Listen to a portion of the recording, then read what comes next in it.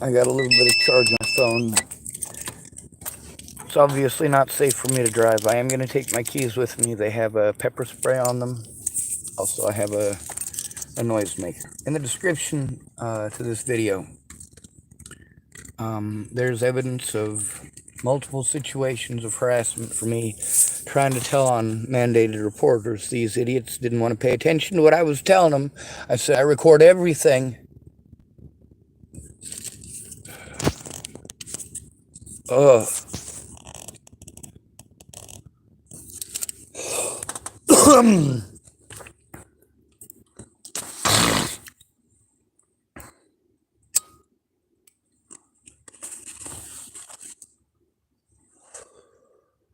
I'm sorry I was crying before I started this video. I worry about my little sister and I worry about my niece. Nobody should be messing with my sister or niece, especially after all these years. But you know what? People threatening to kill my little sister and my niece. Threatening to kill Miss Jerry Sparks of Gallatin Gateway, Montana. Sorry, she lives not in Gallatin Gateway. That's where Lana and Amanda England live. Jerry Sparks lives in... She lived in Belgrade. I don't know where she lives now. Jamie Curtis, at the time that I visited her, she was living in Rapid City, South Dakota. When I went to go see Brett Roloff, he was living in Bristol, Virginia. When I went to go see Shannon Alvarado, where was she? California. When I went to see Brian Schwartz, he was in Tacoma, Washington.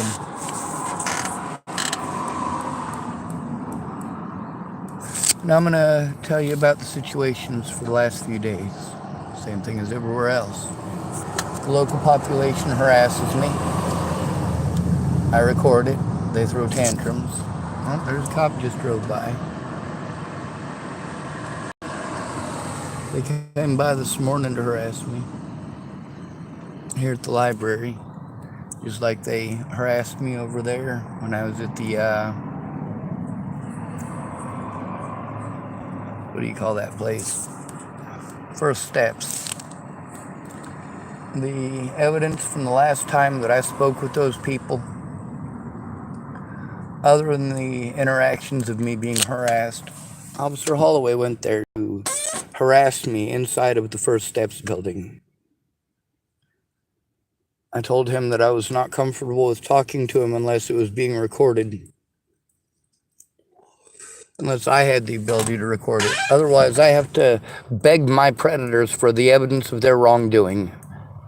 And all they'll do is talk over me. They won't even offer me the chance to write something in paper. They're too busy doing the whole, oh, well, we're a small town. You just tell me and I'll decide if it's legal or not kind of thing. And then they just talk over me.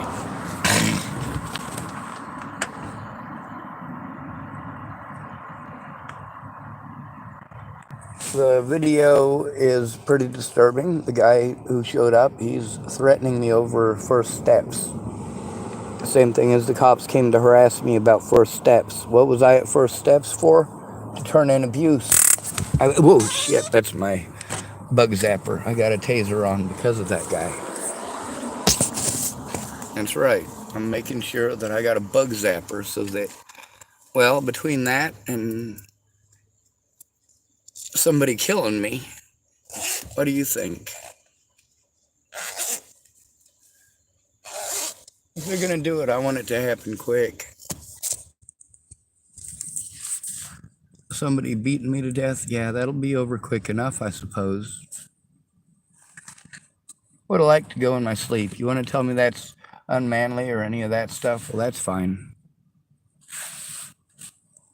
I'm lucky the bug zapper I got has a plastic cap over it, and I'm lucky that the people here at the library give me permission to be here, and that I recorded it. I'm going to have to eventually find somewhere to park where hopefully I won't get messed with, but what are the guarantees? As soon as cops got your number, so to speak, they don't let up.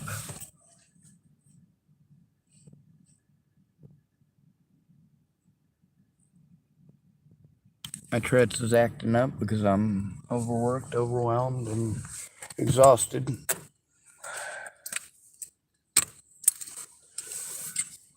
On the bright side, I'm still fighting hard to show the truth, despite my disabilities, despite people's assumptions. Now, because of the crimes being committed by the sheriff's department, or sorry, the police department and the sheriff's department here. By the way, I have those recorded as well. I just have to get them off of my clandestine audio recording device. Also, there's recordings for the last few days of abuse. Hello, ma'am. So it's definitely not a safe thing for me to drive. The cops are looking for literally any excuse they can to mess with me. Any excuse will do when you try to turn them in. They're trying to bully me out of town, to cut me off from resources everywhere I go, to threaten, harass, and intimidate or mislead people. Well, that's not okay. It's not okay that I've been forced to the library to try to do this stuff. People's kids come here. You really think they want to listen to me talking murder and rape? Huh? So, what we're doing, we're showing you, first of all, we're at the Warrenton Community Library. And also, we are making sure that we go completely around. Now, I'm in a lot of pain, and I would like to try to drive this route. If I walk too much, then my legs, well, they start giving out. So what I got to do for my protection, because of this harassment and because of this abuse, is I have to walk to the crosswalk. I got to try to record 24/7 because if you look in the link description, there's a man who wanted to pull up next to me and threaten me, accuse me of murdering people, get out of his vehicle and try to intimidate me. He pulled up next to the road there. Now, mind you, that place right there is the place that I'm making sure that I avoid. I haven't been there since the 5th. There's nobody coming from that way and nobody coming from that way. Make sure that we keep this on the building. I have to walk slower on these military boots because they don't have as much padding. But you see this? That's the fire department. I suppose the fire department next will pretend like I'm trying to hurt them. But I'm making sure that these guys don't pretend like I walked through that property over there in order to get to the center market, or no, the supermarket. Make sure that it's recorded. Make sure that I try to keep an eye on my vehicle as well. And you notice there's a whole street between me and that filthy friggin' property. Hopefully I don't get hurt or injured. You see this right here? You notice what side of the street I'm on. You notice I'm on the sidewalk. I'm right here where it says Warrenton Fire Department. And that building there, the First Steps building, is all the way on the other side of the street. Nobody's trying to trespass. Nobody's threatening anybody over there. Nobody's throwing any rocks or burning anything up or doing any mean stuff like that whatsoever. No, it's just me having to record so people don't play victim after they've broken the law. Now here is the route that I took earlier where I went to the bathroom. I recorded.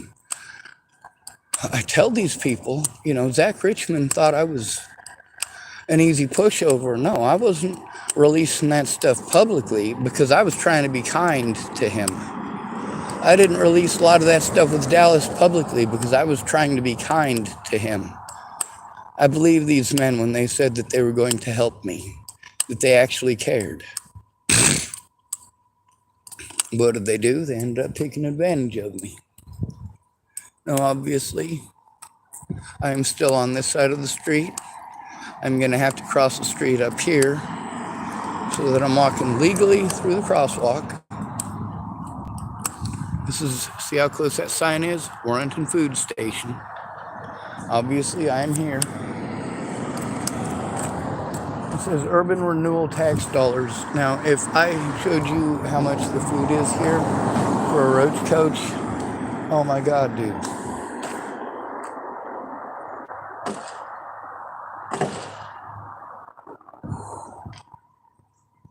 His car is not sounding good. All right.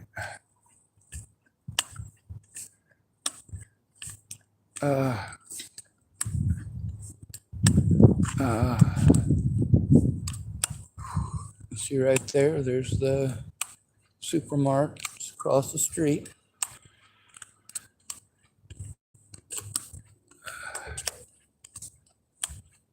Having to record for my own safety everywhere that I go. You never know when somebody's going to pull up and start threatening you, accusing you of being a murderer. I tell on bad people. You do know this, right? You know that I've been to prison for telling on, child molesters. I've been to jail for telling on friends of mine that were abusing children, horribly behaved children. But I'm going to tell you something. I know why those kids were horribly behaved. They went from living with their mom, who abused them and was strung out on meth, and then there's Joshua Rayborn, their mom's boyfriend, strung out on meth and shooting it up. I got recordings with them about the situation. Matter of fact, there's a recording on this channel with Joshua Rayborn talking about his drug use and also talking about how those two girls wrote a letter to the judge saying they didn't want to go back and live with their mother. So obviously, I am at the center mark. Still having to record.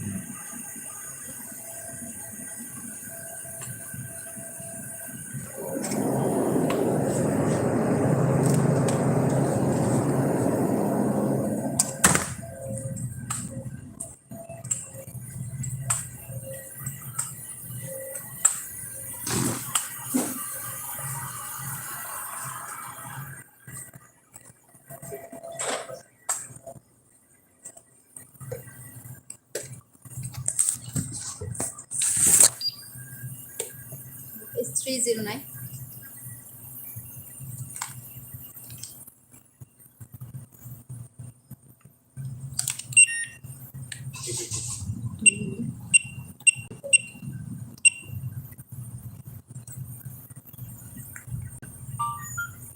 Thank you so much, sir.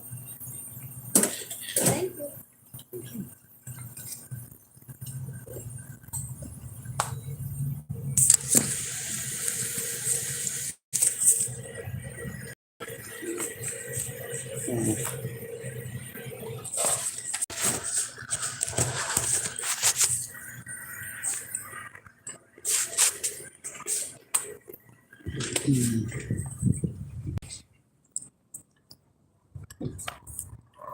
You know, those folks in there are pretty nice. They're also from a foreign country. If I found out what language they spoke, I could probably send them the story of Natalie Bollinger in their language. When you listen to all these stories, there's a lot of stuff that just doesn't make sense. Now, here we are. There they are. There's the sign here. Obviously, we're not going the direction of those guys on this side of the street. We don't want to get treated like we were trespassing. Fact is that they forced this. If you are going to play victim, I'm going to make sure 100% to the best of my ability that I record any time that I go anywhere near anything. So people think they can victimize me into leaving and then pretend like I'm a bad guy. Alright, there's somebody crossing. Oh, come on. Well, thanks, douches. I am so glad that they understand what it is to be in a crosswalk. I wonder what they'd say if somebody did that to them in a crosswalk. As you can tell, I am on the opposite side of the street of Supermart. I am on the same side of the street as the Warrenton food station. There's a Nazi flag.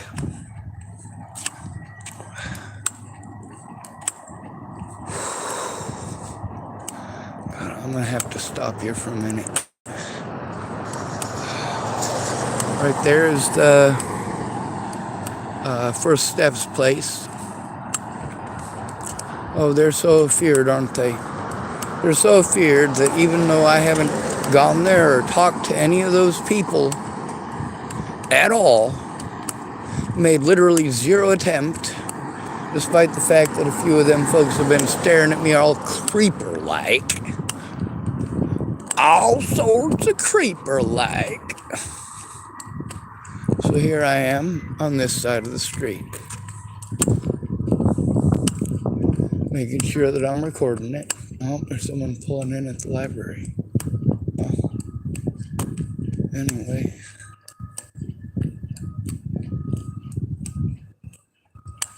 Obviously, I am on the wrong side of the street to be hurting anybody. The wrong side of the street to be breaking anything. I am on the same side of the street as the Warrenton Fire Department. Burn ban restrictions start June 14th. Warrenton, Oregon, Fire and Rescue established 1899. All right. And of course, the Nazi flag yet again. It's too bad I don't have the ability to reach up there and unroll it. Of course, there's the First Steps building on the other side of the street.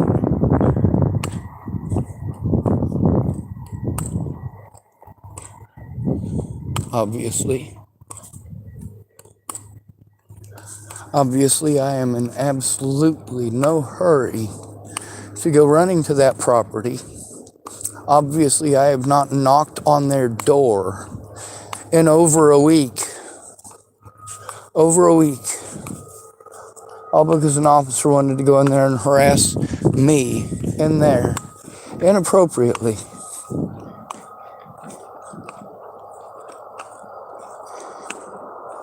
If you really thought that I was wanted for something in Colorado and felt so strongly about it that he was willing to come and talk to me in front of people who could have helped me and should have helped me, and legally it is their job to help me, but they didn't. Here's the crosswalk. Obviously, there's a street there and a street there. I'm not even on the same side of the street. I guess I'll have to let these people go. All right, they're letting me go. Thank you. At least that's someone who's not rude. And I'm on the other side of the street. Not interested in going over there. It's not on fire. There's no explosives in it. It's behind me. Matter of fact, we'll make sure that we show that it's behind me.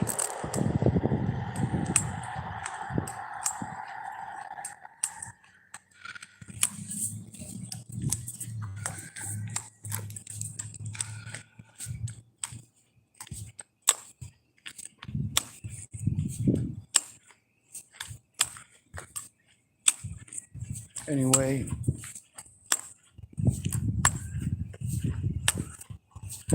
in the video down below, it's got recordings from Miss Claire. It also has the part where I call Miss Claire. She was asleep, and well, the cops want to pretend like I didn't try to get help, and nobody would help me, probably because of the way that I act. Nearly all of them voiced about how afraid they are of the police, of how crooked the police are, how rotten the police are. Nearly everybody at Denny's, with the exception of Mike McKinster. And when people are mean, people are mean. It's their choice to be mean. I didn't make them that way. Walk around my car, it's pretty well bottomed out.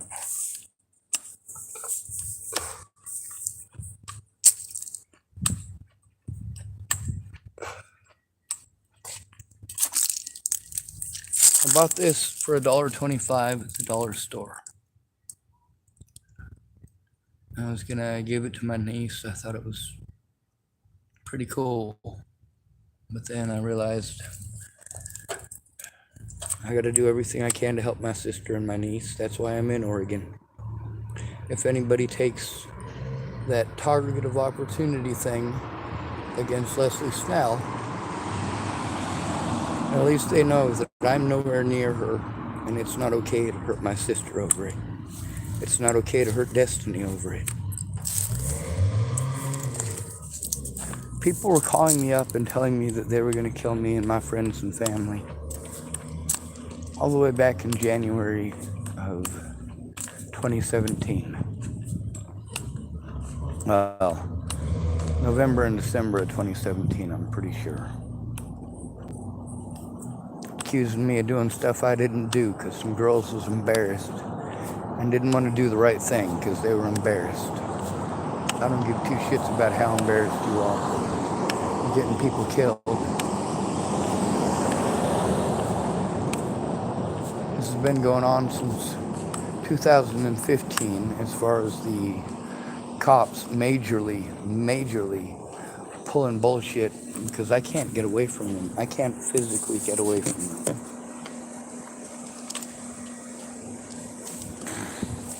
I can't run away from anybody. The best thing I can do is turn on my phone because I can't fight worth a shit neither. Never could. I just have a really high pain threshold. It comes along with being autistic. Not all of us are like that. My older brother said to me one time, he said, you know, Monkey is the only guy I know who can take as much pain as you can, Sean. Or no, he said Monkey could take almost as much pain as I could. That's Michael Pennington. I recorded a lot of these people and the things they said or claimed.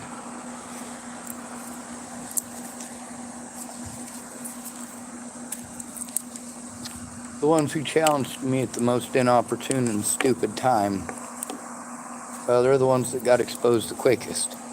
Zach Richmond, literally a day after promising me he was going to help me, flipped his shit. Yep.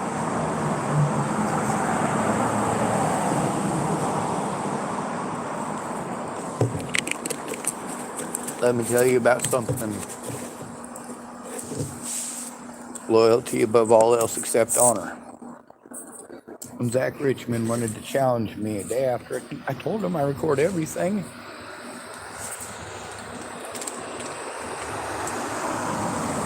I record it live, it's live. If I don't record it live, I'm being as kind as I can to you. But once you directly challenge me, start calling me a liar, start backtracking, and start playing victim, well, hell no, all bets are off, homie. I don't care if you're my best friend of 20 years. You harm kids. That's a deal breaker right there.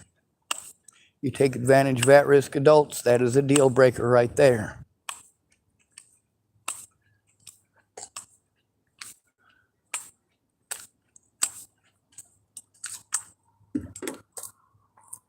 I'm at my car now. I didn't go on those stupid SOBs' property. Haven't been interested in them at all, in the least bit. The last time that I even spoke to those people was the first time I spoke to them on the 5th of this month.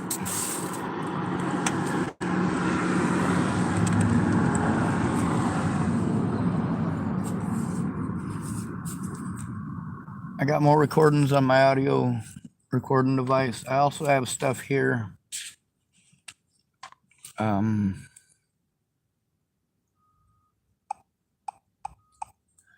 Like I said in the link description, there are 2 videos in there at least that aren't really anything to do with it. One of them is one of the change machines at Walmart. Okay, it's got some stuff in there about Wayland Lolotai. It's got some stuff in there about some of the other places that I've turned in. You know what happened to Clearview? It's permanently closed down. They killed a man named Tibor Hatay. They were on the news for it. All right, so there's also Nancy and what's that woman's name? Cindy. Cindy. Fuck, I'm trying to remember. Sorry, there's a lot of people that I've been meeting recently too, and I can't remember every single person's name. I meet a lot of people. It's not the same as just hanging out with the same whole humdrum friends and humdrum family every day, day in and day out. Like, I am constantly bullied until I move. By law enforcement, by the local population. And they're real fond of playing victim. All of them.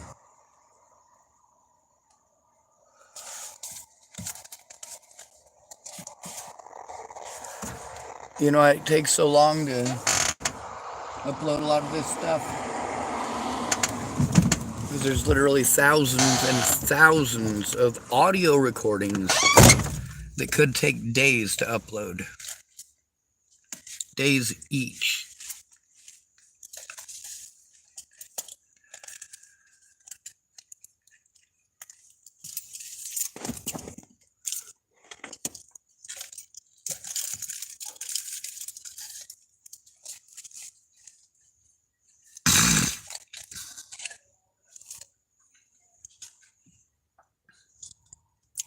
I'm hoping if I remove some of the stuff from my laptop, it'll run a little bit faster.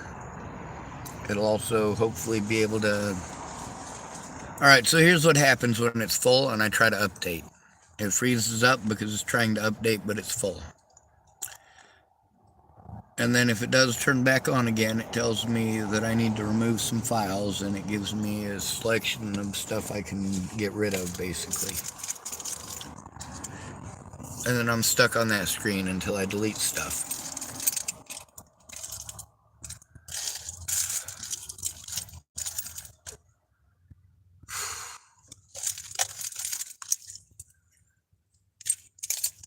I suppose I should play the stuff with Claire now, huh? I think that might be a good idea.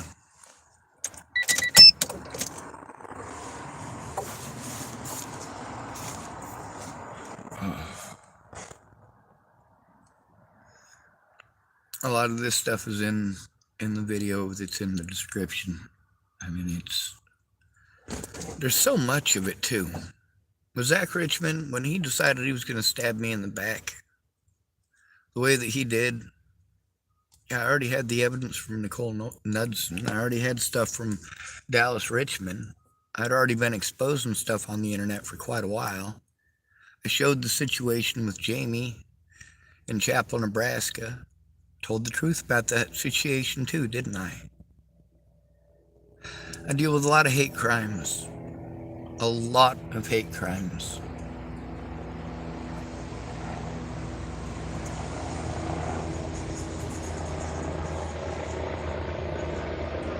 But it's okay. You pretend that these crimes didn't happen. I've tried to turn in literally thousands of crimes, but I've been bullied every step of the way. It's not that we aren't victimized, it's that we're not heard. Nobody cares if somebody beats me to death. Nobody cares if I get my head blown off in my vehicle here. Nobody cares if the KKK lynches me. Nobody cares if BLM lynches me. Nobody cares if I'm assaulted by child molesters like Robert Franklin Warnick of Chapel, Nebraska. That's right, I went to prison for telling on a bad former Colorado cop, a rotten sheriff named Scott DaCosta, his receptionist Leslie Snell, who also took part in threatening, harassing, and intimidating me for trying to turn in her boss. Also, her husband, Clint Snell, was involved in the threats, harassment, and intimidation against me because, well, why the hell not, right? Yeah, I let Nicole Knudsen know when that happened. There's also Carl Snell, who's the one that dropped Clint's name, and I let Nicole Knudsen know about that. Absolutely.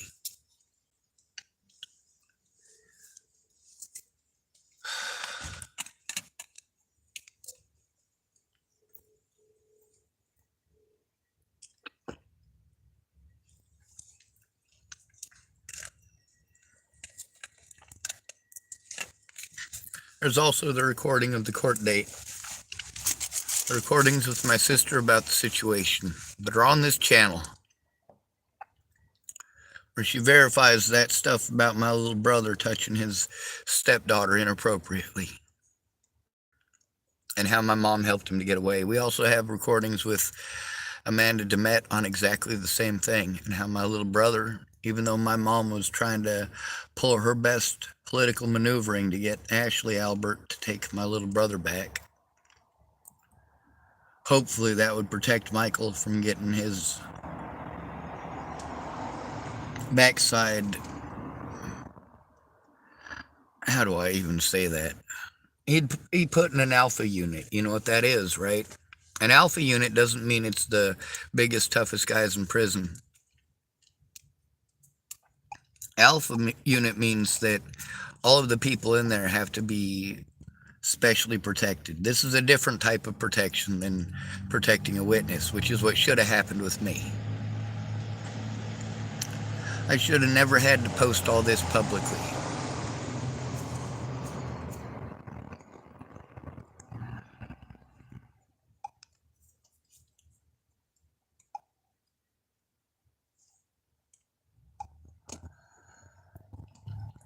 I'm going to play some stuff from Claire. It's in that video too, but it's pretty important.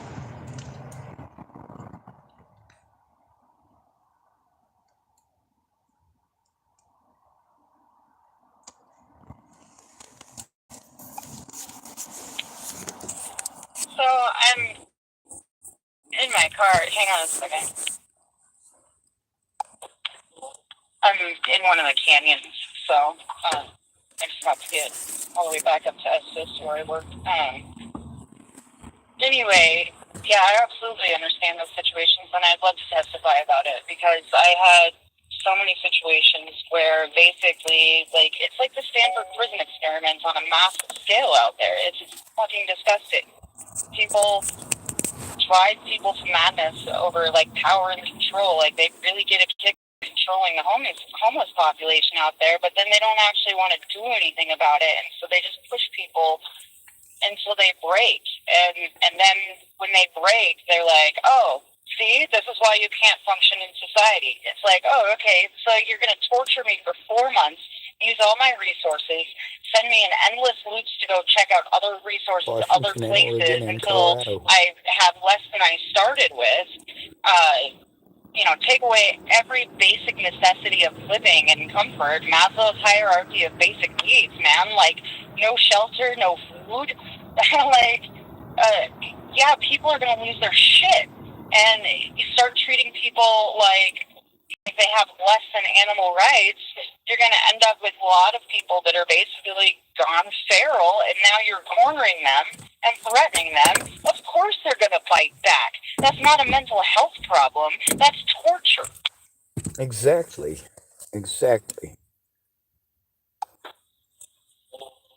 My problem was that the state that my ex left me in, and his, landlord or whatever, I couldn't quite form proper sentences, and I kept having heat strokes, so I'm really not even sure if the words that I thought I was saying were the words coming out of my mouth.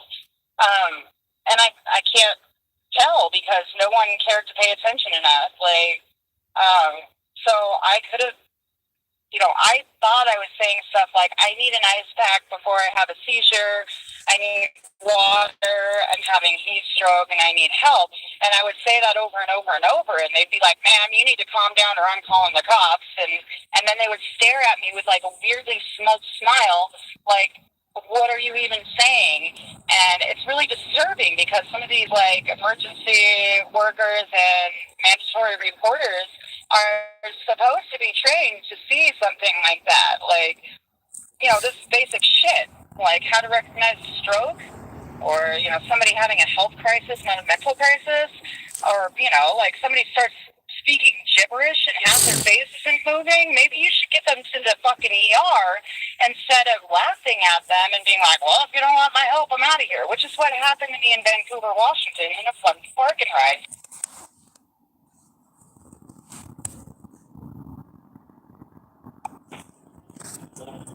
My problem was that the state that my ex left me in, and his, landlord or whatever, I couldn't quite form proper sentences, and I kept having heat stroke, so I'm really not even sure if the words that I thought I was saying were the words coming. Oh, next one, sorry.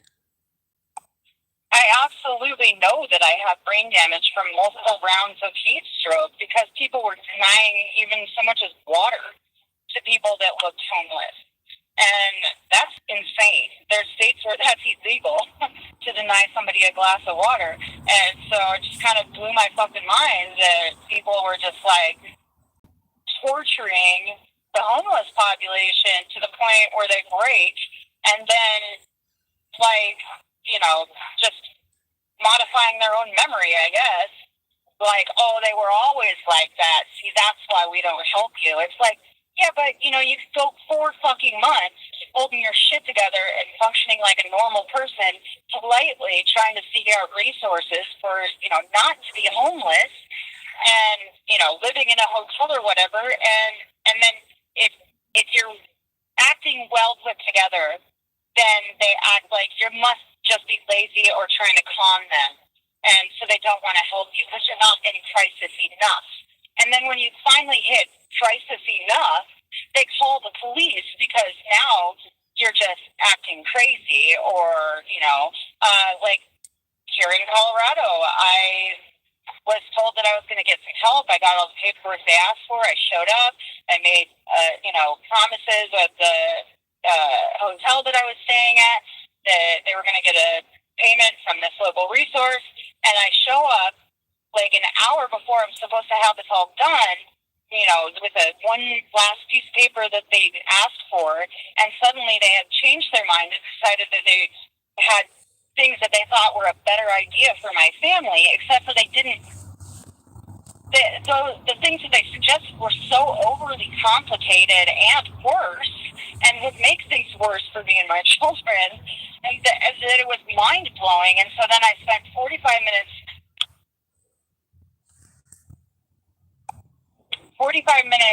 talking to this director about it and hammering out the details, and then finally coming back around again to the point where it was like, oh yeah, just a hotel voucher would actually be the best thing.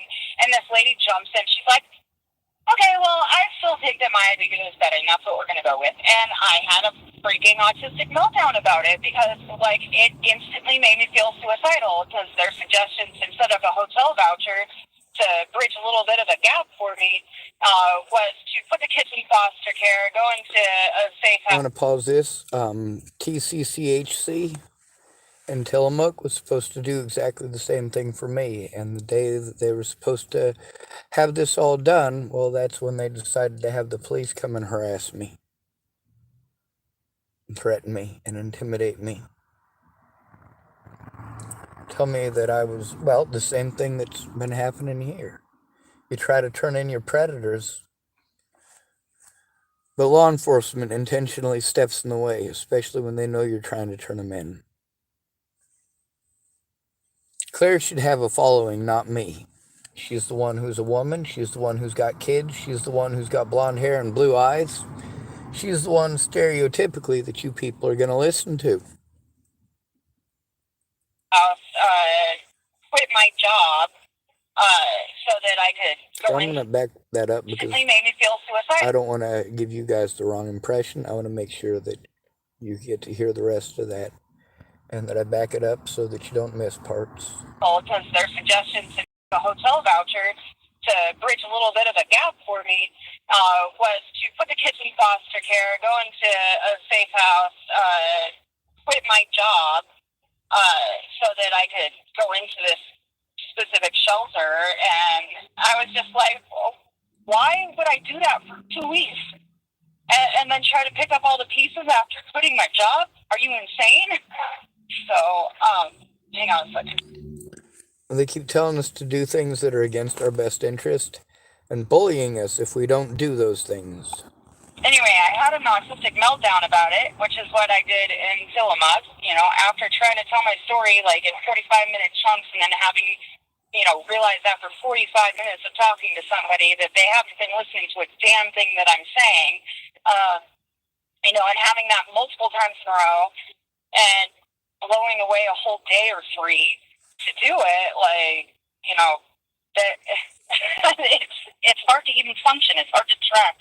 I get so worked up about it, just thinking about it, that I lose where I'm at talking about things. But then in the office up here in Colorado, I was like, God, you're making me suicidal. I just want to drive off a cliff. You're not paying attention. And they're like, oh, you said the S word. And they called the cops, and I swear to God, 10 of them showed up to talk about why I'm causing a scene. And I was like, because I just wasted 4 hours of my day trying to explain something to somebody, only to have them pull the rug out from underneath me and basically prove that they weren't listening in the fucking first place because what they responded with had nothing to do with anything that I said. Exactly. Over and over and over again. They changed the subject. All right, let's see. There's more from her, so we want to make sure we play all of it.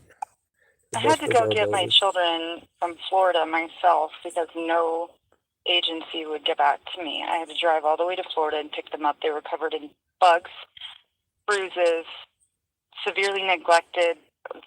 One of my dogs already died from what looks like chemical exposure, and then the second little dog was, on her last legs, losing teeth and massive patches of hair. So, I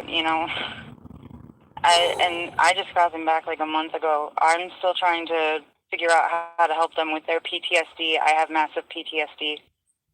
I have to make my kids the priority because they're my responsibility. I'd be more than happy to, go in on it with you to say, yeah, these things are happening, and here's what happened to me, and here's what happened to him, and that's how it's, would have to go.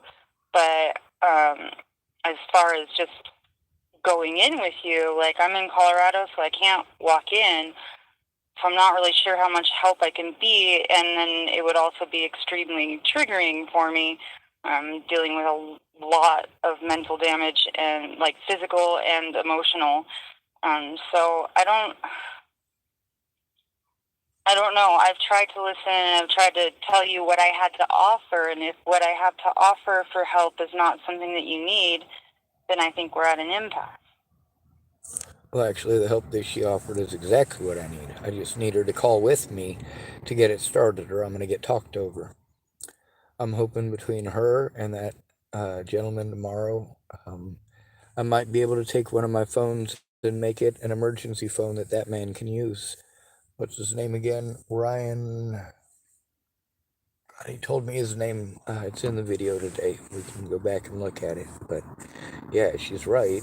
But also the thing is, she's misunderstanding. And tonight she understood, but she was half asleep. And I know that with everything that she's got on her fucking plate, that will give her anxiety. She will have a severe panic attack all night long.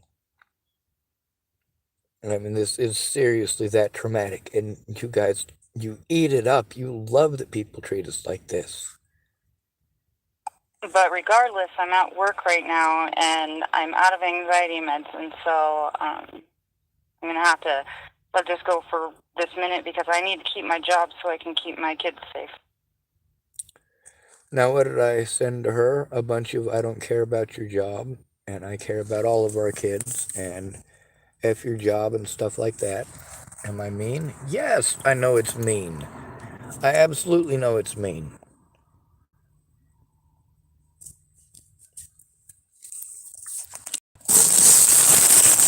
The important part, though, is to see she's willing to do it with me once I get it started, but I don't have those resources. I need someone to make the call with me and record it.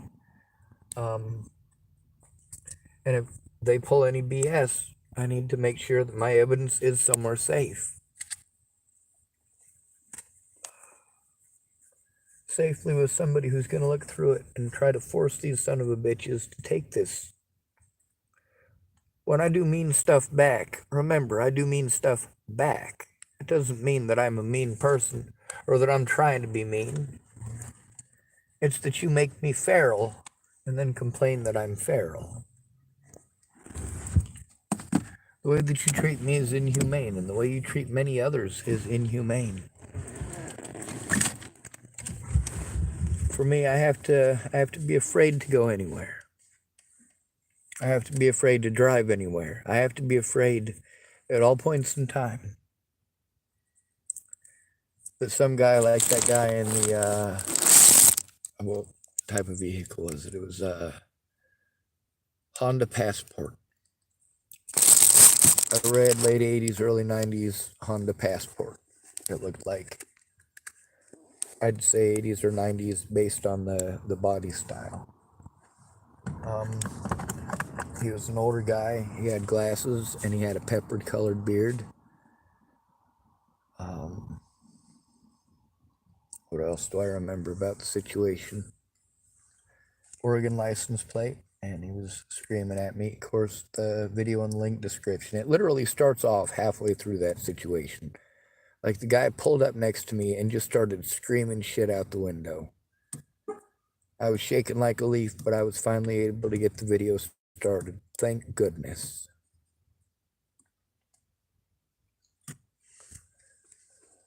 There's also several videos I've made since that one, and I keep on referencing that video, making sure that you get to see it. Now that screenshot from my sister, that's when we were trying to turn in Scott Costa. I was at Dallas Richmond's, and Dallas was an alcoholic.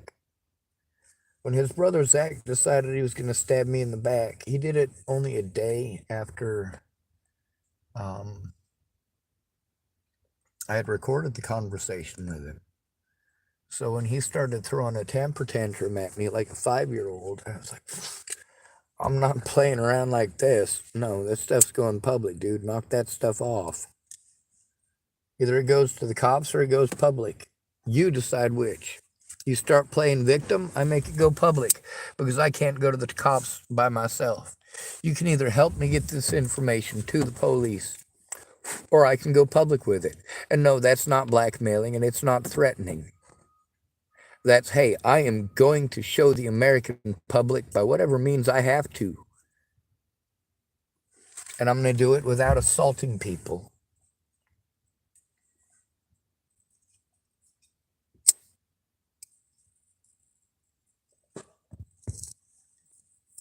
But you get to see how many times I've been victimized over and over again. I want to ask you guys why it is that there's magically no body camera evidence of so many situations. But, of course, the stuff that I recorded shows how honest I am. Yeah, sure, maybe I get stuff wrong once in a while. Unfortunately, I admit to it because, unlike most of you, I'm not a coward. But what does that result in? Physical harm against me. And emotional damage. Alright, I don't say it quite as well as that other guy does. Cool little video anyway.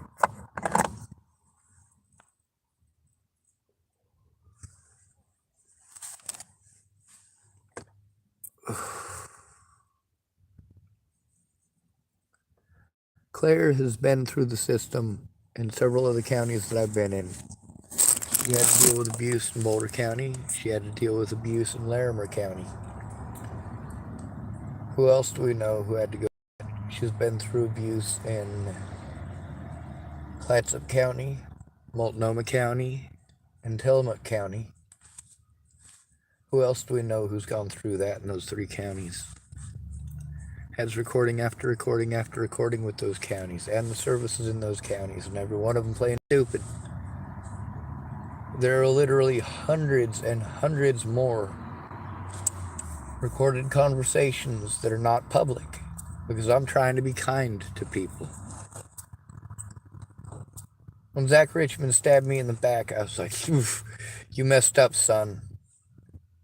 Especially when other people started harming me over it. I got a hold of Nicole Knudsen, his sister. She let me know about Zach's meth problem.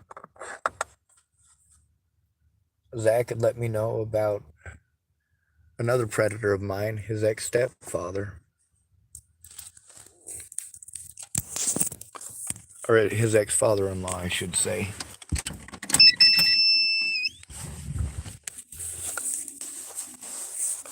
This is up to 33% charged, and that's not quite enough to survive the night on. But I gotta do the best I can. I'm hoping I'll be able to get it up well enough to stay on while I sleep. Safety issues here.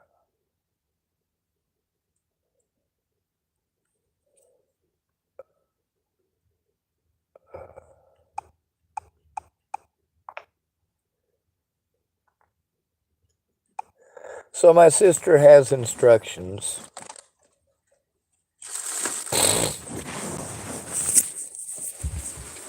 I told my sister that if it gets bad enough for her to pretend like I did something to her and I'd plead guilty to it,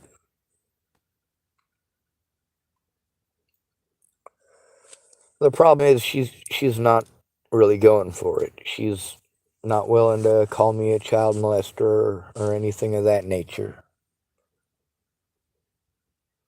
She wants to let me know that she's so afraid for my niece's life that she didn't try to help me turn that stuff in with Scott DaCosta. She was too afraid. The police followed her, and some guy from Colorado wants to threaten my niece. No, that is not happening. Dallas, then he wanted to get a hold of me, and he wanted to throw a tantrum because Zach Richmond is his brother. Both of these men pretended like when their sister was molested, like it was her fault, her choice, that their father did that to Brittany. That's right, a registered sex offender named Mark Richmond. There's also evidence in a lot of these predators' own voices. Rand Ingersoll admitted that the reason that she did the horrible things that she did and the reason that she lied is she was angry. Why was she angry? Because I told on her for beating on those kids.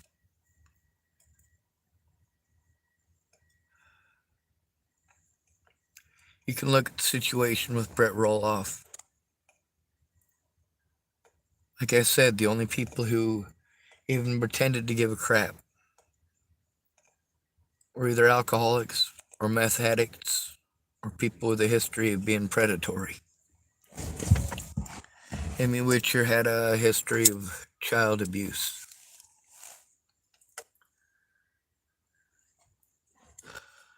Mark Richmond, history of child abuse. Zach Richmond, history of child abuse.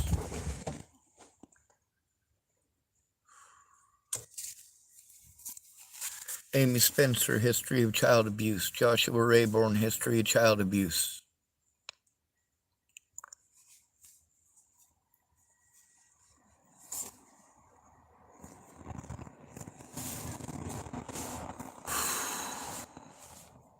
My mom, history of child abuse. My dad, history of child abuse. I don't have a history of child abuse. Why is that? We've gotten to hear it out of these people's own mouths. Histories of child abuse.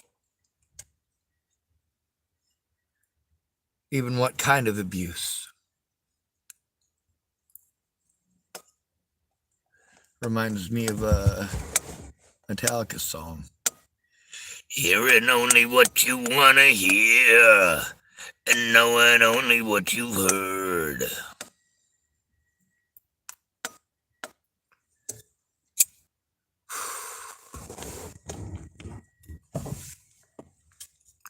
So I got a hot pink unicorn for a hood ornament.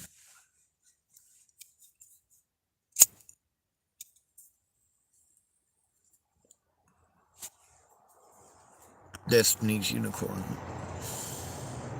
Destiny's my niece.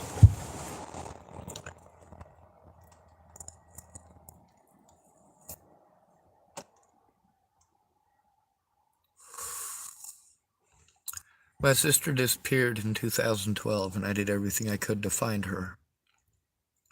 Brittany Richmond disappeared in 2014. I did everything I could to find her.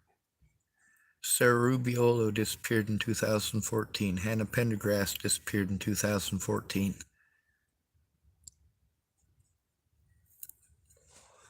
I did my best to find them as well.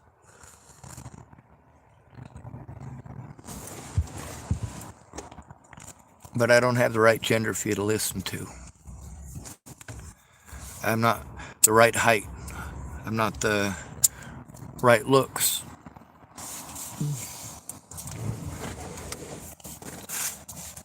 Plain and simply put, I'm just not right. I'm not Mr. Right. Zach Richmond's stepfather, his name is Rod Wright. That's literally his name. So he is literally Mr. Right.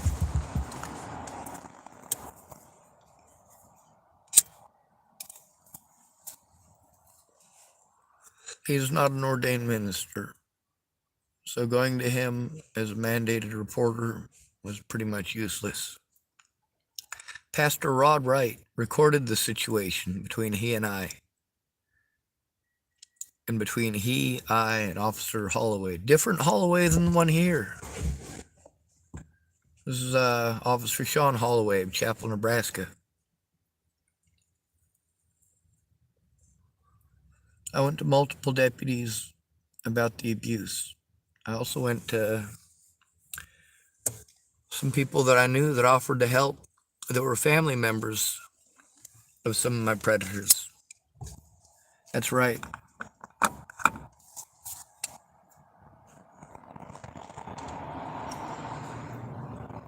A lot of people have been involved in the bullying everywhere that I go, and involved in trying to shut me up.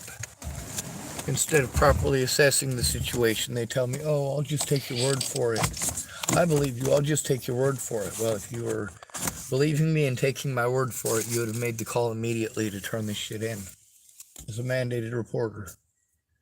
But you didn't do that, did you? So you lied to me.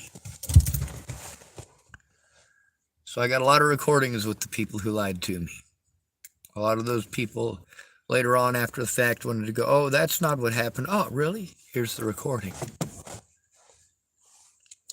When Dallas Richmond wanted to start playing victim and tell me that he was going to sell all of my things that were there, well, I told him he could have all the tools. I told him he could have all the gun parts too. See, here's the thing, is that I didn't keep secrets from Dallas. He just repeatedly interrupted me to tell me that he didn't care. He didn't care. He didn't care. So there's a bunch of gun parts over at Dallas Richmond's. It's legal for him to own them. Well, wait. It might not be, because he has been charged with domestic assault. By the way, I was there for the domestic assault, quote unquote. She was beating the fuck out of him and throwing stuff at him that if it would have hit him in the head, would have killed him. So, yeah, you go ahead and say whatever you want. I was there for those situations. If she wasn't hitting him, while he was telling her to leave, she was trespassing. I've got it recorded. I still have the recording. When Dallas decided that he was going to sell all that stuff, the first thing that I started worrying about is the potential for people getting hurt. He wanted to yell at me and say, hey, you promised me you were going to, that my children were the most important thing. No, not your children, the children. Your children, Candace Bondurant's children, Aaron Cockerham's children, Carl Rogers' children. What, you think you're the only one whose children are a priority? Claire Jordan's children are a priority too, and yes, I am fighting for them as well. What about Amy Spencer's kids, aka Amy Kalina Kingery's kids? That's right, I got to worry about them too.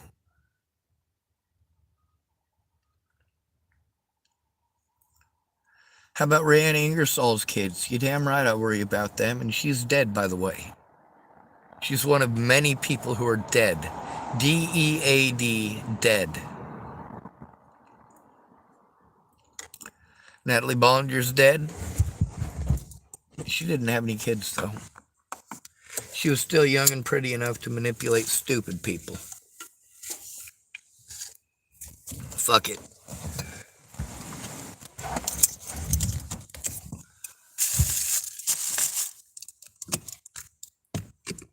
A lot of people I know have been predatory towards me and towards others. There's a video called Jamie Again on YouTube. It's got a man assaulting a woman named Jamie in the Dalles, Oregon.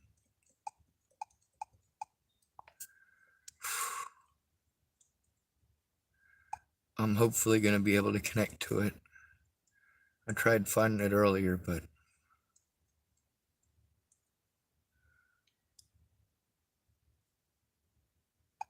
let's find it. I'm just trying to make sure that I keep busy so that I'm not harmed.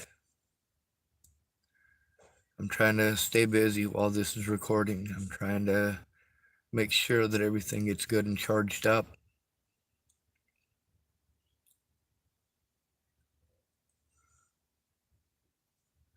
Oh, come on now.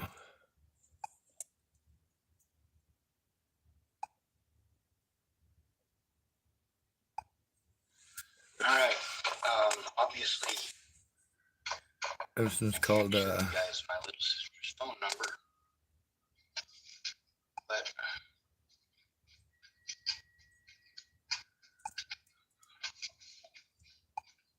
this is from my little sister.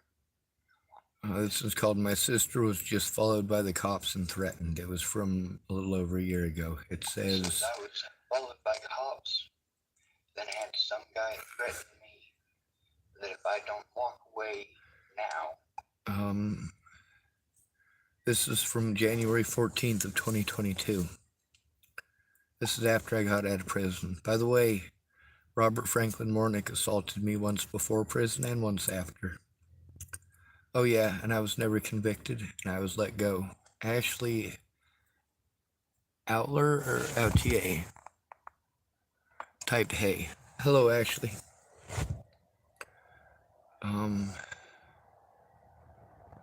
Oh, here's one. This is a guy in Tillamook. Like, this is the stuff that I have to deal with frequently.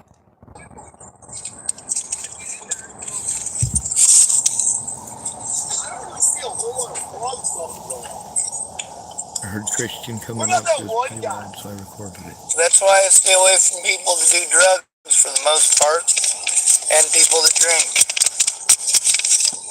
What? I said that's why I stay away from people who do drugs for the most part, and people who drink. Excuse me? People who do drugs and people who drink. It's not a matter of judgment, it's a matter of safety. Sorry. I don't really do that ever. And if I do, I'm not fucking around. Well, you do. No, I don't. Like right now, it's not difficult to tell that you're on one. There's either a problem or I'm solving it.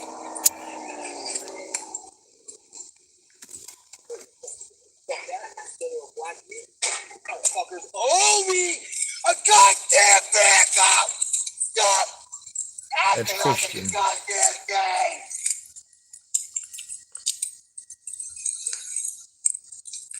And eventually this will lead to me screaming for help.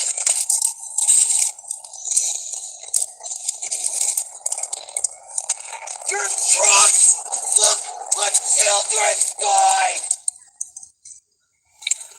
It's funny because it's mostly children driving them. Where he messed up was threatening those people around me. And a couple of those youngins came up with an attitude over that. Thank you. Yeah, I gave him a cigarette. I do. I'm your tithing! Christian, I'll fucking kill you! God damn it. I'll fucking kill you for what you've done to me!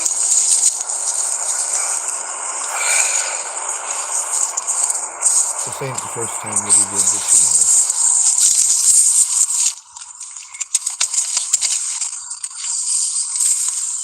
I'm not real comfortable with people threatening to kill people. I don't give a fuck.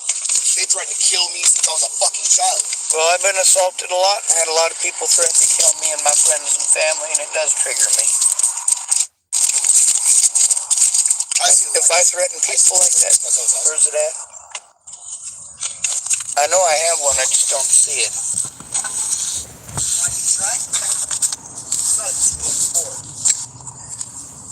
Still took the fucking team to state.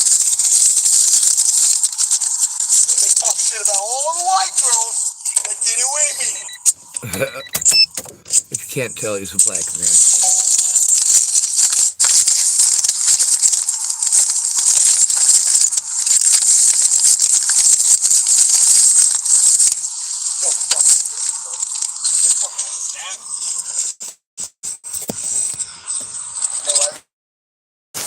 Here it is.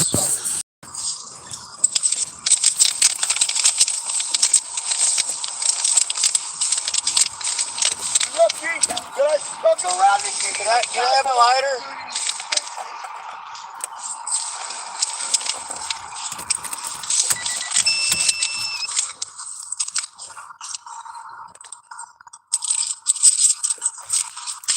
Thank you, Christian. There we go.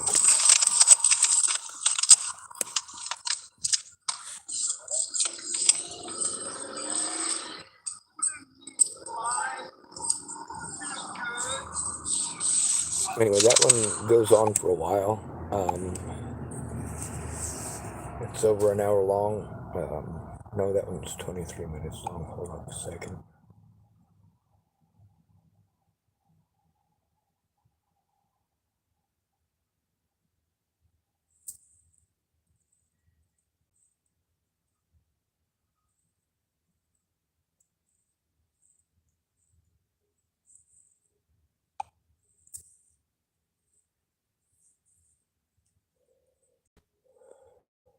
Come on.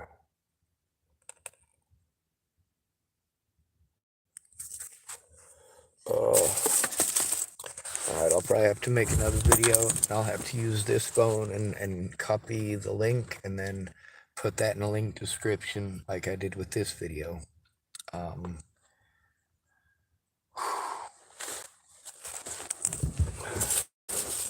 YouTube algorithms and all that.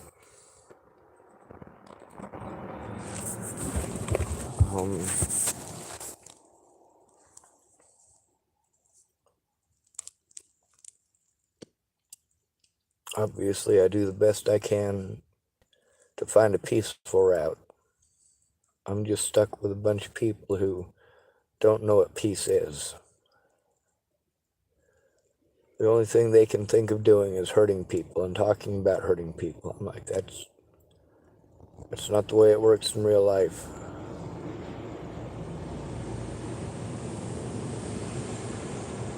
Alright, come on. Yeah, I could download the Facebook app onto this phone if I had more room, but I wasn't able to get that much time in the library working on that today because of other situations that I've had to deal with.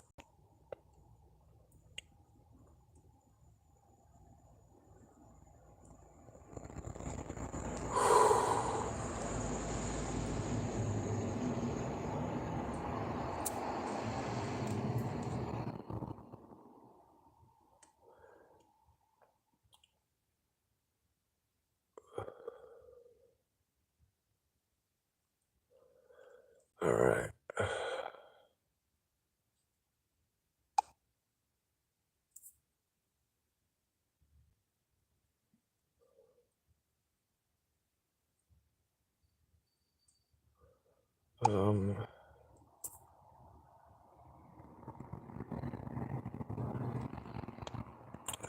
Let me see.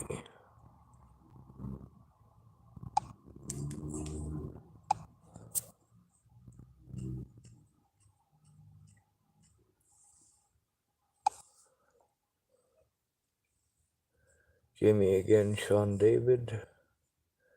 I think I can select filters.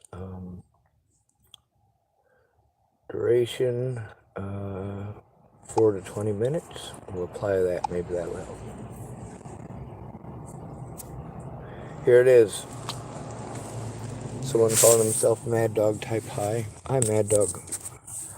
Alright, so what we're going to do here is we're going to play this video here. It's called Jamie Again. It's on my YouTube channel. This is in the Dalles, Oregon, at a church 10 months ago. I get bullied everywhere I go for trying to turn in criminals to mandated reporters for harming at-risk adults. This is just one of those many situations.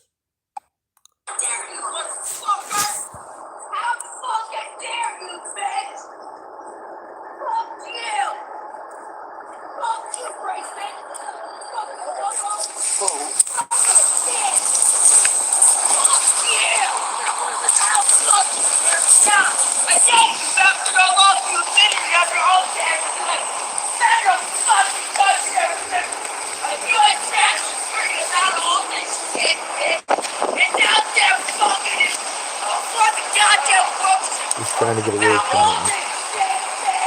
There's about 30 people there. Hey! Hey! He hit her hard enough. We can't have people hitting people. That ain't okay. The only person who spoke up is me. All right. I speak up for others. Nobody speaks up. I'm Sean Schwartz.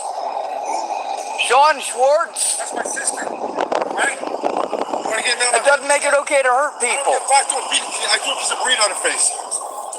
Don't shut the fuck up. He was over 100 feet away. I'm scared. He threw a piece of burrito on her face, huh?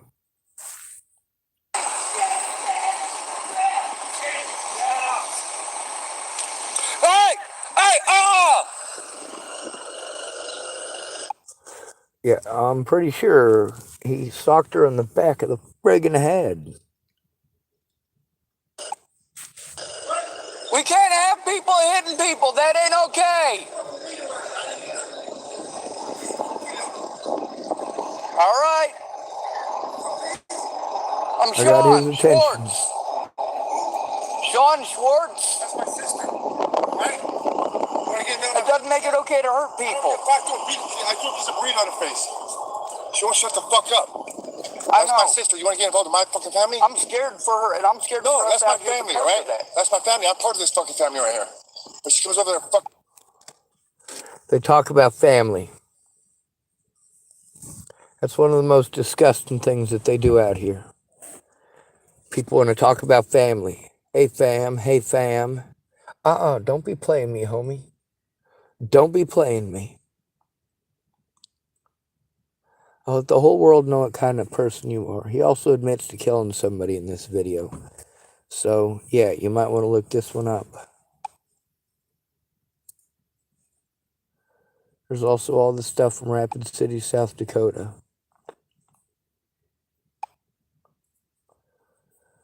Since we looked up news articles earlier, we might as well look up the YouTube videos themselves that are on this stuff as well.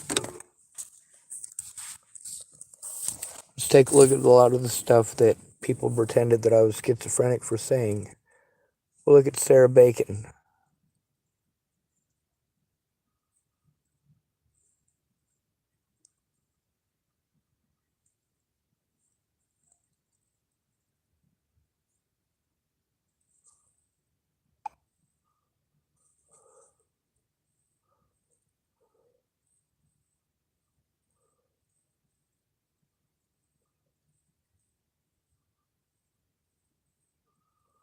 Well, it's being a pain in the butt again, isn't it?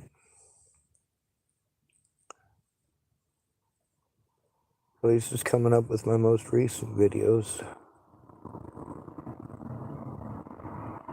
Nick and Sarah Bacon. Alright, that's another one that, like I said, it's not easy to do. It's when stuff is broken and it's all half-hacked and just...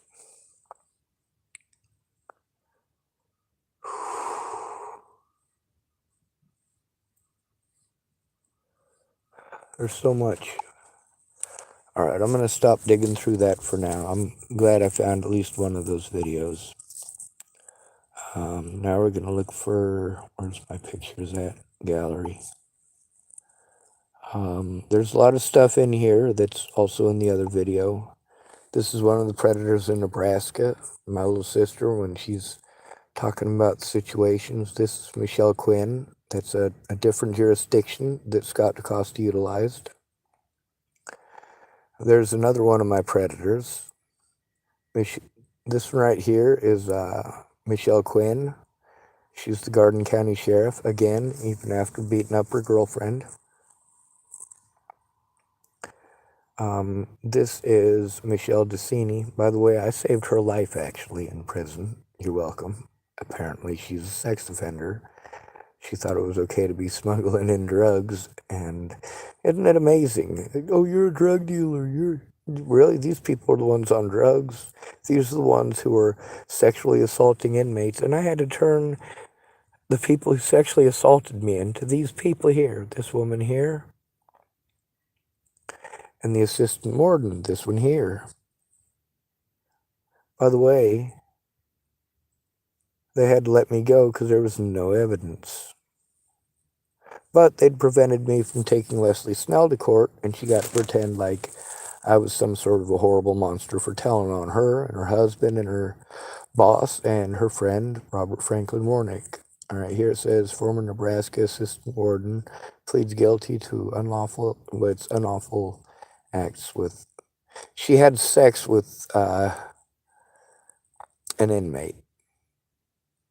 Yep, I had to turn in sex offenders to her. Sarah Nelson Torciello, sexually abused inmate. I told you. I told you. Oh, here's Dual County Clerk. Told you about her too. Yep, you didn't want to listen to me about Polly Olson. I tried to be nice about it. I tried to talk nice about her. But you know what? It got to the point where I had to expose this stuff. I was in the Dalles, Oregon when I found out this. You know, she was extorting money and a lot of other things too. Nebraska State Patrol investigated it. Matter of fact, one of the Nebraska State Patrol officers who engaged in he was supposed to investigate. Instead, he was doing the same plain stupid stuff that I was having to deal with here, talking over me to sell his own narrative. What a doucher. What's this one about? All right, we'll call this number.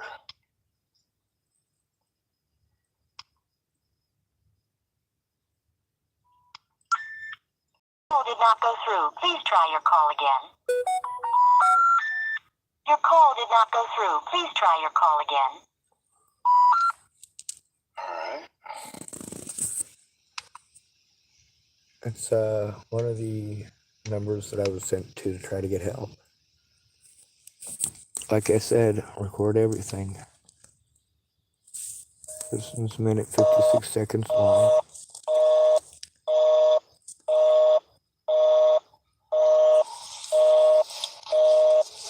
Fast As forward the to called the- party is temporarily unavailable. Please try again later. Yeah, they send us to these services, but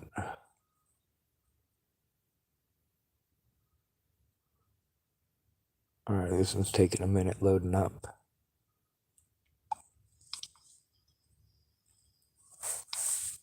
Thank you for calling the Nebraska State Patrol. If this is an emergency, please hang up and dial 911.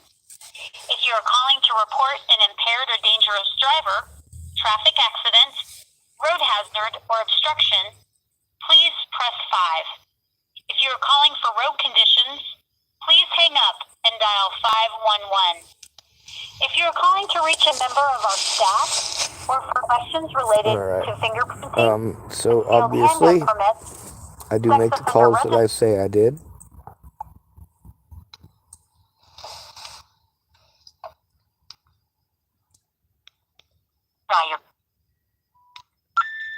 Your call did not go through.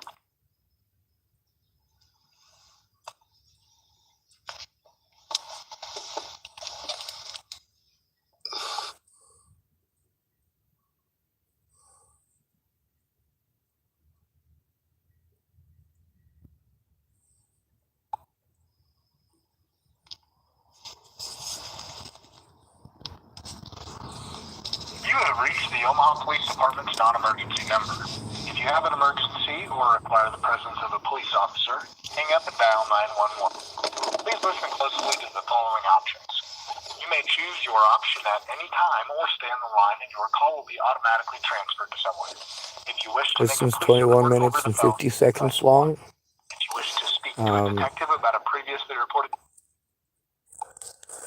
It's a very complicated thing. What do Nebraska State Patrol officers do? The ACLU and police accountability.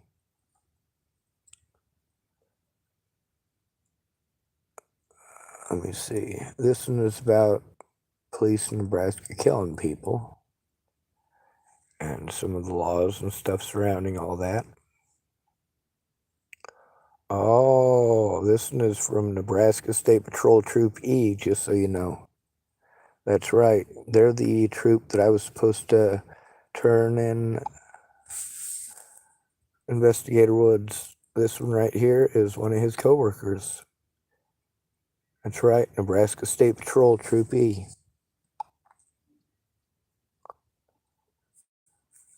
You guys want to pretend like I'm some sort of a sicko, psycho, pervert SOB. You should have known me better than that. This is from last night. I called the ATF.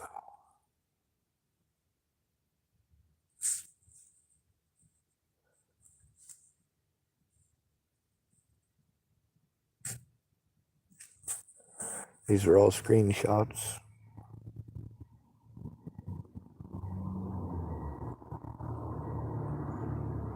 Here's Kelly Engel. He's dead. Here's Dallas Palmer. Well, the back of his head.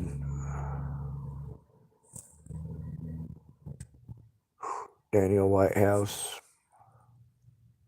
He did not keep his word. This is another person who wanted to be send friends request to me.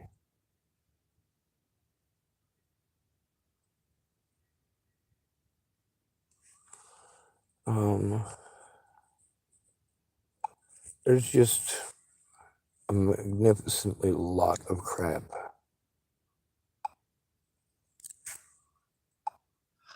Alright, I pressed the wrong button and shut my phone off. Got it back started. Getting back to talking about the cowards in law enforcement. One thing that I've learned is that the least likely people to be shot by police are redneck gun owners. Alright, so there's a point to all this. Some of these are calls, and some of them are audio logs of the situation, because that's what I was capable of doing at the time, sort of. Alright.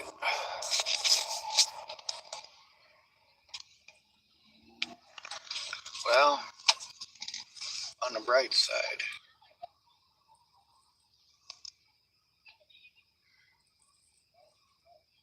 well, it goes to show if you're a white girl, they'll listen.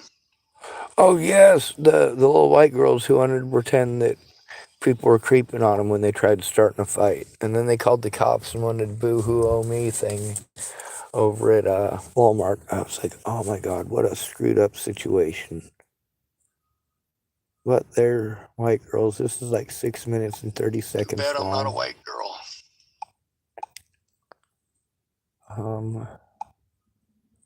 Let's see. This one. Well, we got some white girl down there. She's pissed off because she assaulted somebody, and they got 2 cops down there. See, now that's how it should work. If I was a female, then I could totally go to the cops.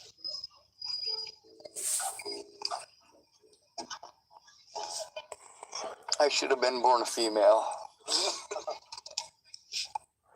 I was standing with a couple of guys that were playing the guitar, actually. You can hear their conversation in it, too. But there's a lot of the research on what the laws are, what they actually say. There's also the Google version.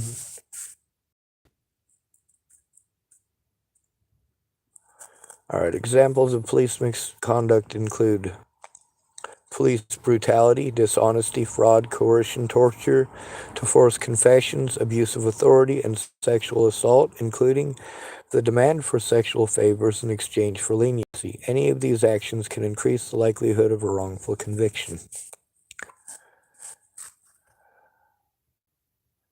Examples of police corruption include taking bribes, falsifying evidence, doing favors for criminals in exchange for money, and using excessive force.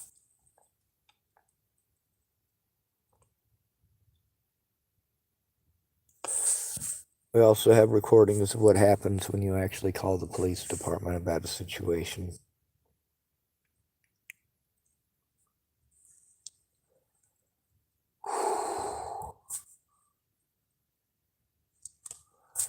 See, the actual laws too depend on whether it's federal or civil. This right here is October 13th, 2020.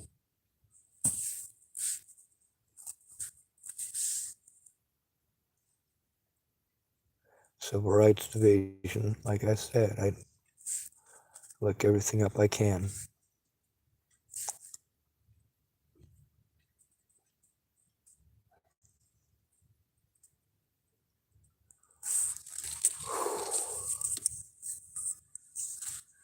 Anyway, I gotta make sure that I plug this in so that anything that I say is recorded. We gotta do our best to protect ourselves, and it requires working together. Here's another important piece of information for you.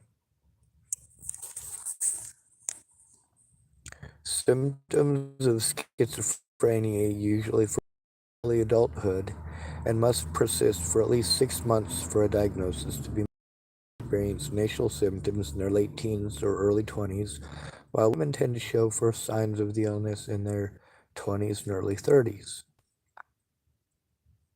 Yep. It must persist for 6 months. There's a lot of stuff on the criteria here too. I mean, it's pretty easy stuff to sit down and read. That way you're educated on it. Study suggests, this one's from the Mayo Clinic, by the way. Study suggests overdiagnosis of schizophrenia, 4/22/2019. The Mayo Clinic, of course. It says reported symptoms of anxiety and hearing voices, most common reasons for misdiagnosis by non-specialty physicians. A non-specialty physician cannot diagnose schizophrenia, just so you know. It says in a small study of patients referred to the Johns Hopkins Early Psychosis Intervention Clinic, EPIC, Johns Hopkins medicinal researchers report that about half of the people referred to the clinic with a schizophrenia diagnosis didn't actually have schizophrenia.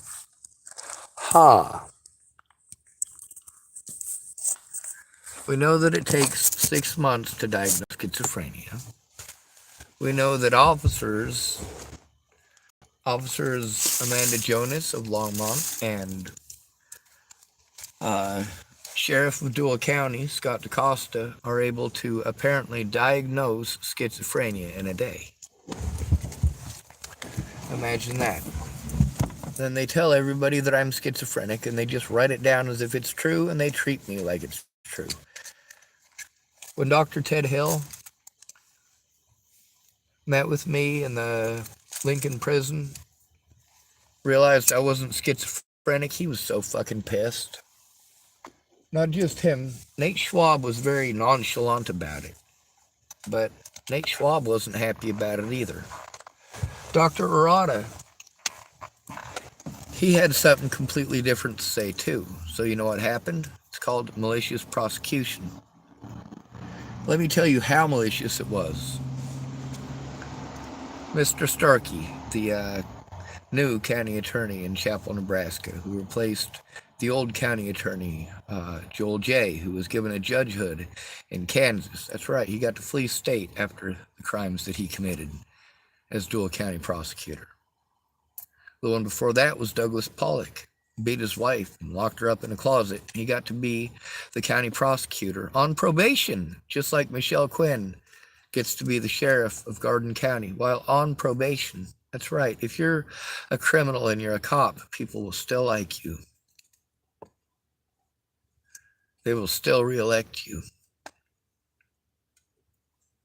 You get to see how this jurisdictional BS didn't matter. Scott DaCosta was able to utilize all of these people to have me harmed, to slander my name, to have me incarcerated for trying to turn him in. And the recording is with me and my sister up here. Dallas Richmond decided not to be honorable. He wanted to be loyal to his brother, the meth addict. Well, the next thing I did is go back through and dig to find stuff with Dallas Richmond and post it up for y'all to hear. There's a lot more with Dallas Richmond, talking about a lot of different scenarios, including his dad, making excuses for his dad molesting people.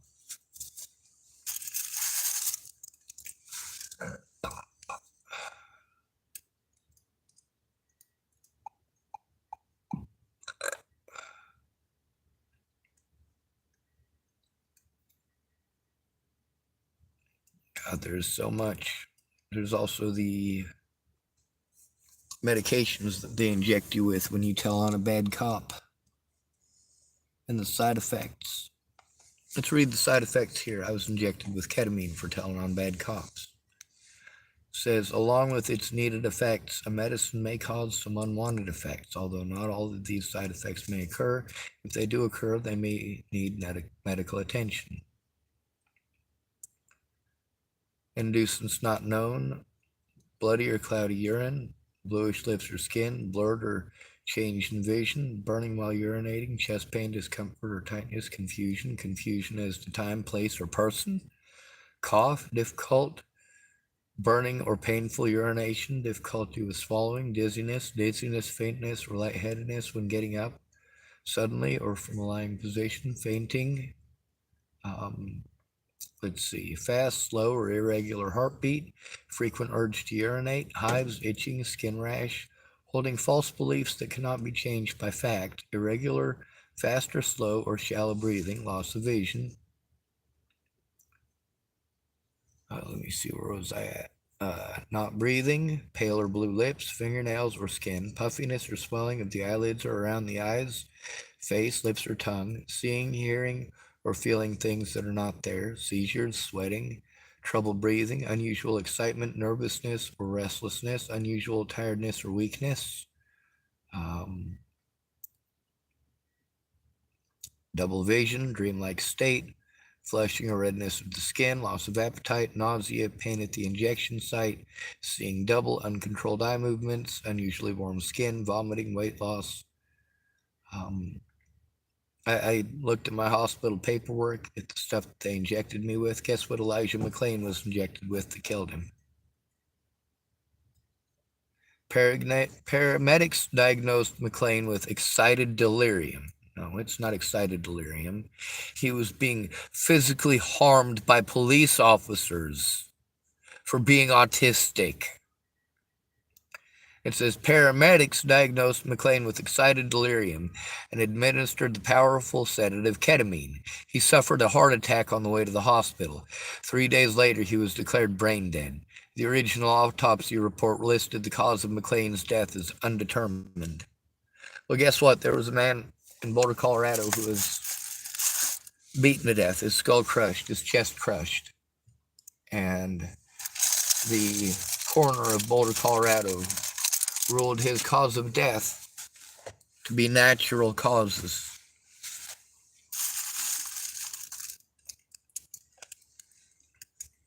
Aurora, Colorado. That's where he was killed. Where was I when Natalie was killed? I was at Kayla Trujillo's in Aurora, Colorado. Elijah Javon McClain, February 25th, 1996 to August 30th, 2019, was a 23-year-old massage therapist from Aurora, Colorado, who died 6 days after a violent police encounter during which he was injected with ketamine by paramedics to sedate him.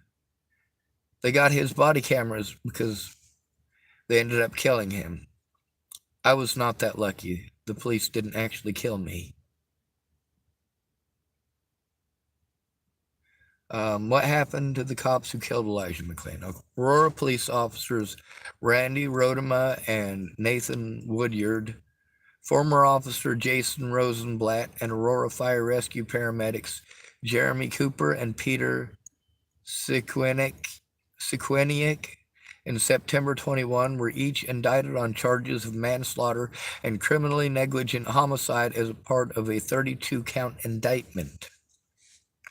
But you guys want to pretend like I'm an idiot who doesn't know what he's talking about and is now somehow magically hallucinating people like Elijah McClain. Type his name up. How about Zaid Atkinson? Type his name up. Here's one. Some states allow authorities to use ketamine to subdue. There's been a growing concern over the use of the anesthetic ketamine as law enforcement tool to subdue suspects in the field. They're not doing it to subdue suspects. They're doing it to shut up victims.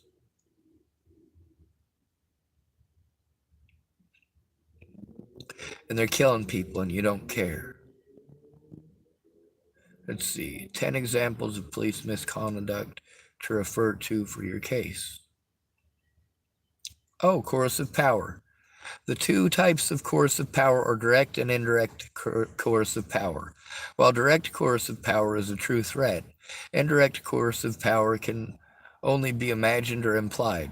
Say you ask an employee to work overtime to complete tasks or face punishment. That's direct coercive power. How many times have I been the subject of coercive power? Oh, here's one. Examples of police misconduct include, but are not limited to, use of excessive force, excessive force, tampering with evidence, police brutality, mishandling evidence, coerced confessions, sexual assault, lying on police reports, false imprisonment or arrest, and witness tampering and intimidation.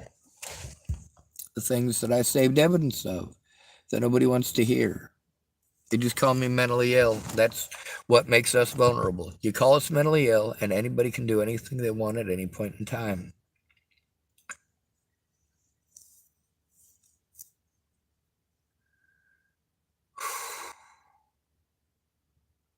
Let's see, intimidation. Another tactic the police could utilize is to verbally and emotionally intimidate you. I get that done repeatedly here. They could yell at you or throw papers at you to scare you. The police could also keep you in the interrogation room for hours or throughout the night to wear you down until you confess. Well, they held me in prison for 7 months. 7 months. Not a few hours in an interrogation room. No, it was 7 months. Across 8 jurisdictions in Nebraska, at least.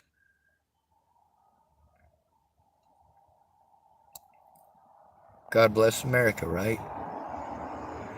What is considered an abuse of power? A simple definition of the abuse of power is the misuse of a position of power to take unjust advantage of individuals, organizations, or governments.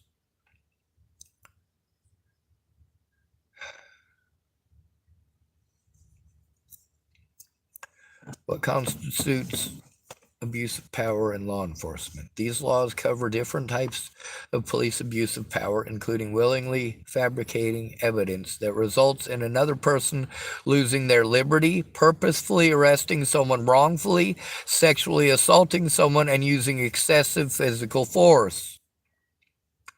What are police intimidation tactics? Intimidation. Another tactic the police could utilize is to verbally and emotionally intimidate you. They could yell at you or throw papers at you to scare you. The police could also keep... Oh, we already read that one. Let me see. Why do people abuse their power? One of the most common reasons that people abuse power is a need for control. This can manifest in a number of ways, such as a desire to dominate others, a fear of losing control, or a need for validation and approval from others. Let's see.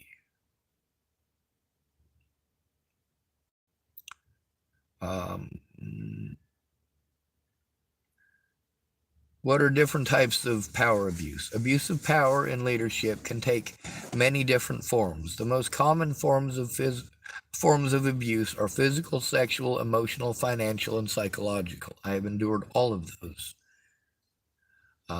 Here are 3 common examples of police misconduct. False arrests from illegal search and seizures. One of the most common ways police abuse their power is through false arrest. Excessive or unreasonable force. Misuse of position or power.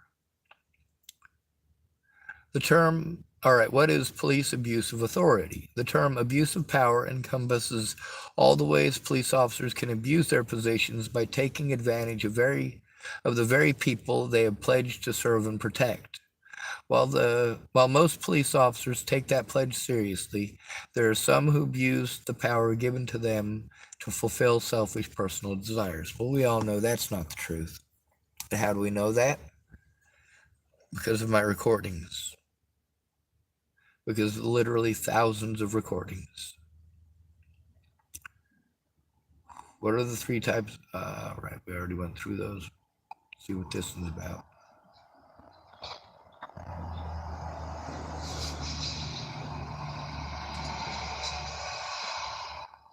I'm going to put you on hold for 1 second while we just try to find out what's going on. Yes, ma'am. Okay, hang tight.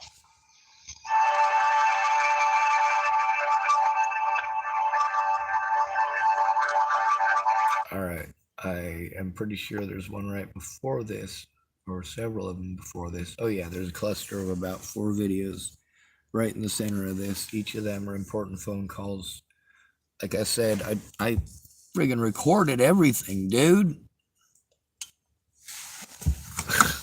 when Dallas Richmond decided that he was going to stab me in the back over his brother, because of safety issues, I had to do something desperate.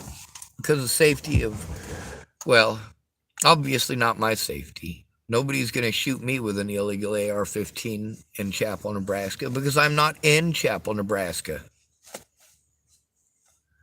Let's see, how many of these are phone calls? That one's phone calls. That one's 14 minutes. That's not a very long one. Alright, I got a call number back apparently. They can leave a voice message. Not that I'd be able to check it anyway. So, this one's in the library here, I believe.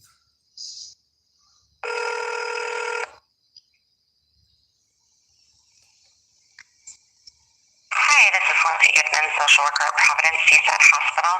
My normal working hours are Monday through Thursday from 8 a.m. to around 6 p.m. If you've reached this message during those hours, I'm either away from my desk or on a phone call. Please leave me a message and I'll return your call as soon as possible. If you're calling Friday through Sunday and need a social worker, please call 503-717-7427 and ask to speak with a social worker. Thanks so much and have a wonderful day. Record your message after the tone. When you've finished, you can hang up or press 1 for more options. Alright, ma'am. I'm playing phone tag with these people apparently. I keep getting phone calls from people who don't leave a message, they call from numbers that are apparently attached to a bunch of different people. A lot of it. A whole lot of that kind of stuff. And I got to be afraid to turn it in.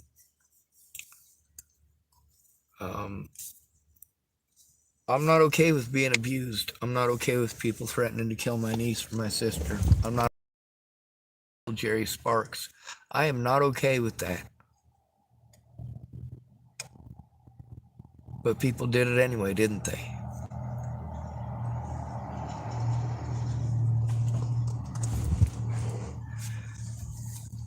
And then it's nobody's job. We've got to hear Claire. We've got to hear a few other people too about this situation. We also know that I don't go unprotected just because I don't believe in carrying firearms. I do believe in the Second Amendment. I just believe that you should be safe about it. I'm homeless. It's unsafe for me to own a gun.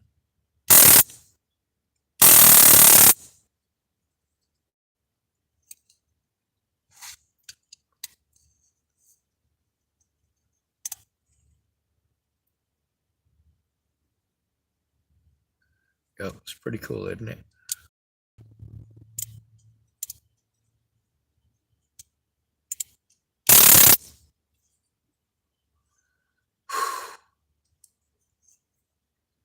It's definitely not something I want to use on anybody.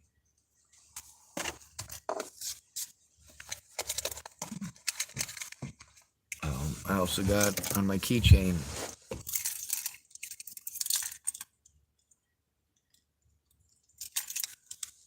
this little thing right here. Let's show you this right here. It says, "Believe survivors."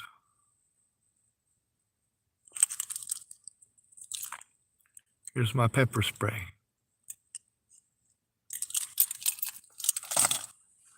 I got another taser on my side.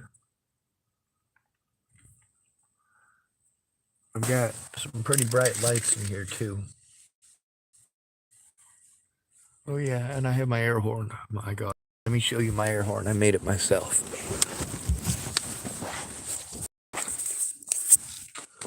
I pump it up with a bicycle pump.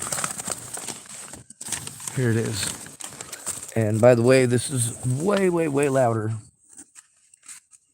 than a regular one. Matter of fact,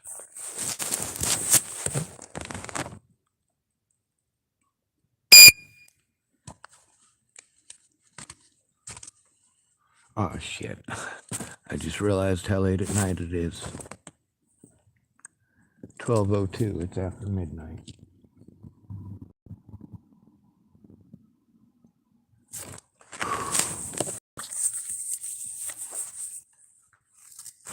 a lot of work. I got, oh, here's some more of that stuff. Just paperwork after paperwork after paperwork. The recordings that are on that phone, I'm gonna have to try to download those at the library tomorrow. I might be able to download some of them tonight. Not actually download them. Do tonight is I'll go through each one individually and just press play on it while this thing is recording. For right now, however,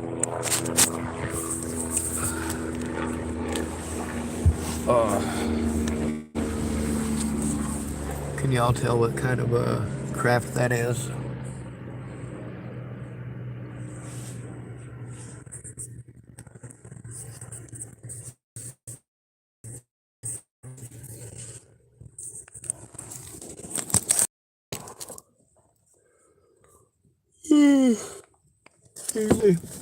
I know that this thing doesn't like to actually stay charged. So I'm gonna plug it in and hopefully it'll charge it up at least a little bit.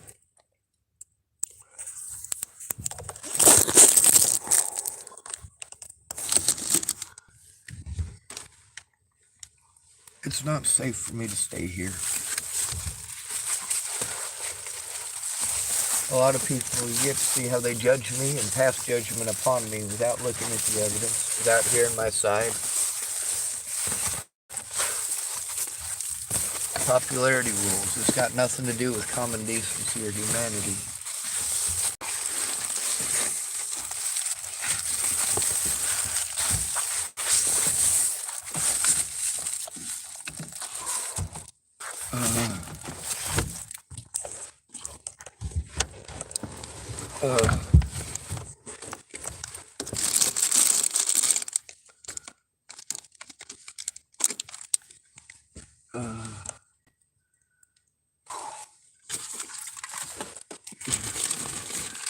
You have no idea how much of a pain in the butt this is.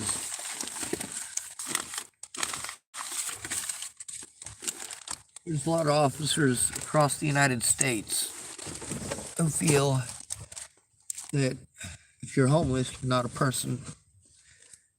When Claire talks about the abuse that she endured in this county, the stuff that she endured over by Portland, the stuff she endured in Tillamook, the stuff she endured in, well, many of these places, I've been through the same thing in those places. Those exact same places. Also, I've recorded a lot of stuff that she did not. But I got her into the habit of recording things, thank goodness. Now it's a matter of getting heard. Oh, come on now. I hate losing things. Uh-oh, I used a naughty word. I'll probably get in trouble now.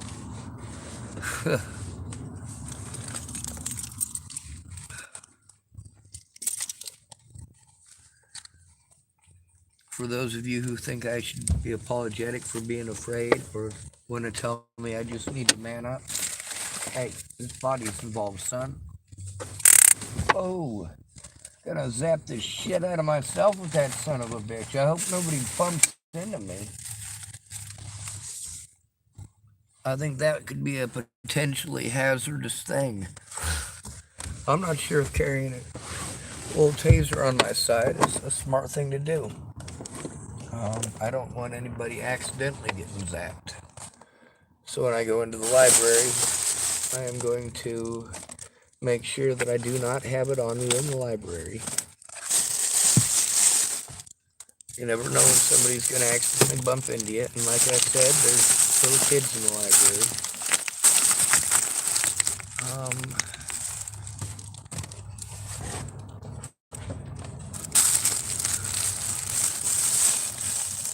Oh well, I guess I can't find the lid for this, which is just going to have to be fine. No harmless owl and all that.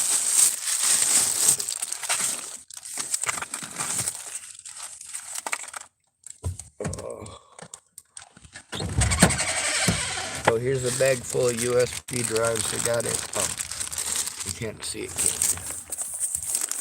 Bag full of USB. Come on, there's a way to do this. Bag of USB drives. I think there's like 8 or 9 of them in here. There's another one in my pocket. There's a cell phone with evidence right here. And then there's another cell phone with evidence. And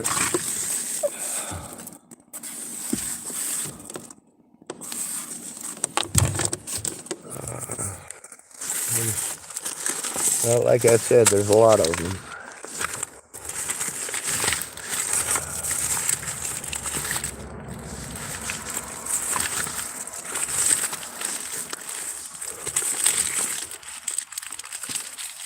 I make sure I record for my safety and for the safety of my loved ones. Can't nobody make me feel bad for doing that.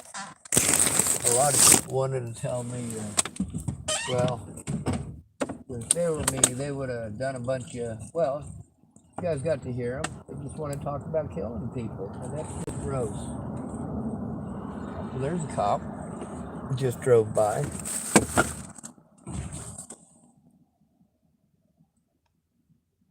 Hope he's having a good day.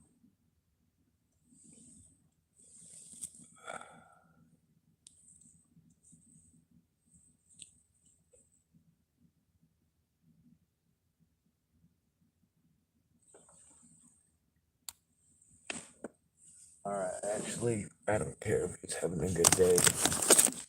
I didn't have a good day. It's 12:10 now.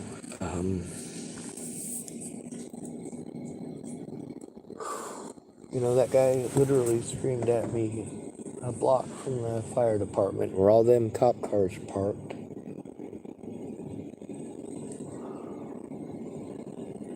Somebody was telling me the police station is actually on the back side of the fire department there, like it's a joint thing.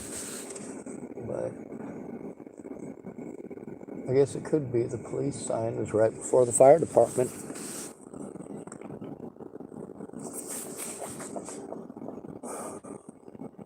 Obviously, I'm only recording right now for my own safety, and I'm just passing the time by showing stuff on here that could be important. Dallas Richmond, some of the stuff that he thought should be private and the world shouldn't know about. Well, when he stabbed me in the back over his brother, that stuff got posted up. The stuff with Harley got posted up. There's a lot more with all those people. A lot more evidence with all of them. In every one of these situations, it shows that the victims are the ones that are ostracized from the family. People help the predators. Why is that? What the hell?